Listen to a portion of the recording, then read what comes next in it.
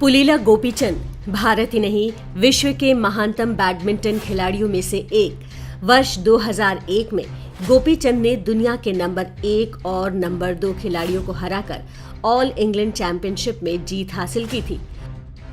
उसी वर्ष उन्हें अर्जुन पुरस्कार और खेल रत्न सम्मान भी दिया गया।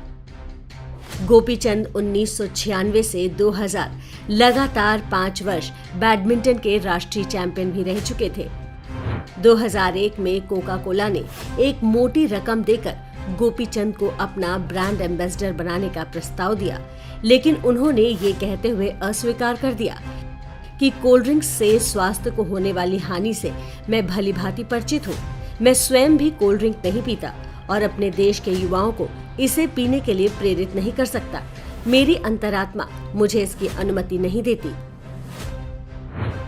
रिटायर होने के बाद पुलेला गोपीचंद ने अपनी बैडमिंटन एकेडमी खोली। उसी एकेडमी से साइना नेहवाल, पीवी सिंधु, किदम्बनी श्रीकांत, पारुपल्ली कश्यप, प्रणॉय कुमार और सिक्की रेड्डी जैसे ढेरों विश्व स्तरीय बैडमिंटन खिलाड़ी निकल चुके हैं। ये कहना अतिशयोक्ति नहीं कि पुलेला गोपीचंद ने पिछले 10 वर्षों के दौरान अकेले दम पर बैडमिंटन की दुनिया में चीन के वर्चस्व को पूरी तरह ध्वस्त कर दिया। बैडमिंटन की दुनिया में भारत आज एक महाशक्ति के रूप में जाना जाता है और इसका पूरा श्रेय गोपीचंद को ही जाता है।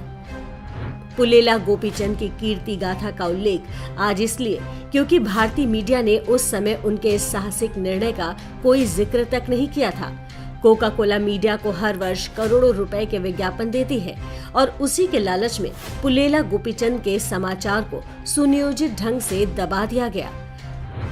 कुछ दिन पहले बड़े फुटबॉलर क्रिस्टियानो रोनाल्डो ने अपनी प्रेस कॉन्फ्रेंस में टेबल पर रखी कोका कोला की 2 बोतलें हटा दी तो भारतीय मीडिया भी इस तरह नाचने लगा मानो उन्होंने कोई बहुत बड़ी क्रांति कर दी हो। दावा किया गया कि इससे कोका कोला की बिक्री घट गई और कंपनी को $4 अरब का नुकसान हो गया।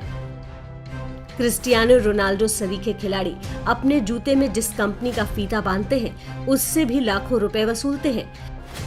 वो पहले कोका कोला के भी ब्रांड एम्बेसडर रह चुके हैं, लेकिन उनका ये कॉन्ट्रैक्ट अब टूट चुका है, यानी कोका कोला से अब कोई पैसा नहीं मिलता।